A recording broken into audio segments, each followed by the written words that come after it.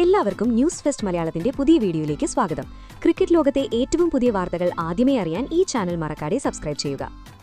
IPL 2026 44-ാം മത്സരത്തിൽ മുംബൈ ഇന്ത്യൻസിനെ തകർത്തെറിഞ്ഞ ശേഷം ചെന്നൈ നായകൻ ഋതുരാജ് ഗേക്വാദ് സാക്ഷാൽ മഹേന്ദ്ര സിംഗ് ധോണിയുടെ കാൽക്കൽ വീണ ആ വൈകാരിക നിമിഷങ്ങൾക്കാണ് മത്സരശേഷം നമ്മൾ സാക്ഷ്യം വഹിച്ചത്. മത്സരശേഷം നടന്ന ആ സംഭവവും അതിനുശേഷം മുംബൈ ഇന്ത്യൻസിനെയും രോഹിത് ശർമ്മയെയും പ്രത്യേകിച്ച് സഞ്ജു സാംസണെയും കുറിച്ച് ധോണി നടത്തിയ ഞെട്ടിക്കുന്ന വെളിപ്പെടുത്തലുകളും കേട്ടാൽ നമ്മൾ ശരിക്കും അമ്പരക്കും. മുംബൈ ഇന്ത്യൻസ് നായകൻ ഹർദിക് പാണ്ഡ്യ ടോസ് നേടി ആദ്യം ബാറ്റ് ചെയ്യാൻ തീരുമാനിച്ചതോടെയാണ് നാടകീയ രംഗങ്ങൾക്ക് തുടക്കമായത്. എന്നാൽ കാര്യങ്ങൾ അവർ വിചാരിച്ചതുപോലെ എളുപ്പമായിരുന്നില്ല. ഇന്നിംഗ്സിന്റെ തുടക്കത്തിൽ തന്നെ വെറും 1 റൺസ് മാത്രം നേടിയ വിൽ ജാക്സനെ നഷ്ടപ്പെട്ടത് മുംബൈക്കൊരു വലിയ തിരിച്ചടിയായി മാറി. ആ വലിയ ആഘാതത്തിൽ നിന്നും ടീമിനെ കരകയറ്റാനുള്ള ഉത്തരവാദിത്തം റയാൻ റിക്കൽട്ടണും നമാൻ ധീറും ചേർന്ന് ഏറ്റെടുത്തു. വളരെ ബുദ്ധിപൂർവ്വം ബാറ്റ് വീശിയ ഇരുവരും മുംബൈയെ ആ പ്രാരംഭ സമ്മർദ്ദത്തിൽ നിന്നും പതിയെ പുറത്തുകൊണ്ടുവന്നു. ഒടുവിൽ 20 ഓവറിൽ 7 വിക്കറ്റ് നഷ്ടത്തിൽ 159 റൺസ് എന്ന ഒരു ശരാശരി സ്കോറിലേക്ക് ഒതുങ്ങാനേ മുംബൈക്ക് കഴിഞ്ഞുള്ളൂ. മുംബൈ ഉയർത്തിയ സ്കോറിന് പിന്നാലെ 160 റൺസ് എന്ന ലക്ഷ്യം പിന്തുടരാനിറങ്ങിയ ചെന്നൈ സൂപ്പർ കിങ്സിന്റെ തുടക്കവും അത്ര സുഖകരമായിരുന്നില്ല. സ്കോർ ബോർഡിൽ വെറും 13 റൺസ് ഉള്ളപ്പോൾ 1.6 ഓവറിൽ 11 റൺസ് എടുത്ത് സഞ്ജു സാംസൺ പുറത്തായി. എന്നാൽ പിന്നീട് ക്രീസിലെത്തിയത് നായകൻ ഋതുരാജ് ഗേക്വാദായിരുന്നു. തുടക്കത്തിൽ തികഞ്ഞ ക്ഷമയോടെ കളിച്ച അദ്ദേഹം പിന്നീട് പതിയെ തന്റെ ഷോട്ടുകൾ പുറത്തെടുത്ത് ടീമിനെ ശക്തമായി മത്സരത്തിലേക്ക് തിരികെ കൊണ്ടുവന്നു. അങ്ങനെ 18.1 ഓവറിൽ വെറും 2 വിക്കറ്റ് മാത്രം നഷ്ടപ്പെടുത്തി ചെന്നൈ ആ ഉജ്ജ്വല വിജയം സ്വന്തമാക്കി. ഈ ഗംഭീര വിജയത്തിനു ശേഷം മൈതാനം സാക്ഷ്യം വഹിച്ചത് കോടിക്കണക്കിന് ആരാധകരുടെ കഞ്ഞു നനയിച്ച ഒരു വൈകാരിക നിമിഷത്തിനാണ്. 67 റൺസിന്റെ ആ അപരാജിത ക്യാപ്റ്റൻസി ഇന്നിംഗ്സിന് ഋതുരാജ് ഗേക്വാദിനെ മാൻ ഓഫ് ദി മാച്ചായി തിരഞ്ഞെടുത്തു. എന്നാൽ അവാർഡ് ഏറ്റുവാങ്ങിയ ഉടനെ അദ്ദേഹം നേരെ പോയത് മുൻ നായകൻ MS ധോണിയുടെ അടുത്താണ്. തന്റെ അവാർഡ് ധോണിക്ക് മുൻപിൽ സമർപ്പിച്ച് അദ്ദേഹത്തിന്റെ കാൽക്കൽ വീണ അനുഗ്രഹം വാങ്ങിയ ആ കാഴ്ച സ്റ്റേഡിയത്തെ മുഴുവൻ വികാരഭരിതമാക്കി. എപ്പോഴും ശാന്തനായി മാത്രം കാണപ്പെടുന്ന സാക്ഷാൽ ധോണിക്ക് പോലും ആ നിമിഷം തന്റെ വികാരങ്ങൾ മറച്ചുവെക്കാനായില്ല. ഗേക്വാദ് ധോണിയെ വെറുമൊരു സീനിയർ കളിക്കാരനായിട്ടല്ല, മറിച്ച് തന്റെ ഗുരുവായി തന്നെയാണ് കാണുന്നതെന്ന് ആ ഒറ്റ നിമിഷം തെളിയിച്ചു. മത്സരശേഷം ഈ സംഭവങ്ങളെക്കുറിച്ചും ടീമിന്റെ പ്രകടനത്തെക്കുറിച്ചും ചോദിച്ചപ്പോൾ ധോണി തന്റെ കളിക്കാരെ വാനോളം പുകഴ്ത്തി. ഇത്രയും ബുദ്ധിമുട്ടുള്ള ഒരു പിച്ചിൽ ഋതുരാജ് ബാറ്റ് ചെയ്ത രീതി ശരിക്കും പ്രശംസനീയമാണ്.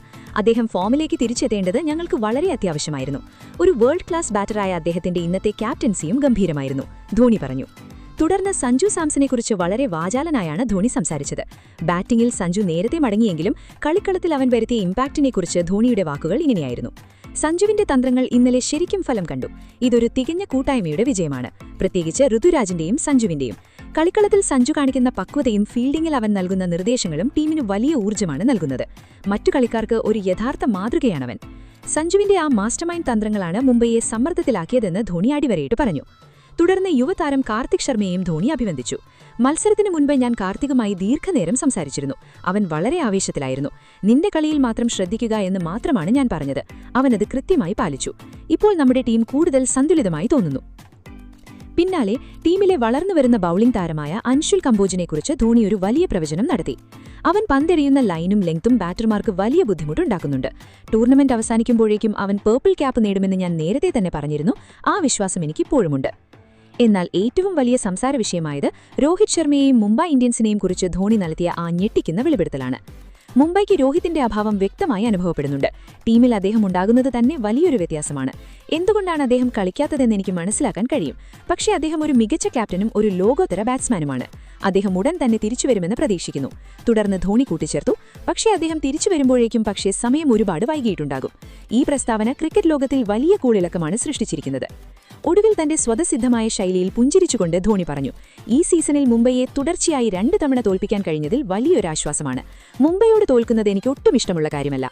ഈ രസകരമായ പ്രസ്താവന ആരാധകരെ ആവേശത്തിന്റെ കൊടുമുടിയിലെത്തിച്ചു.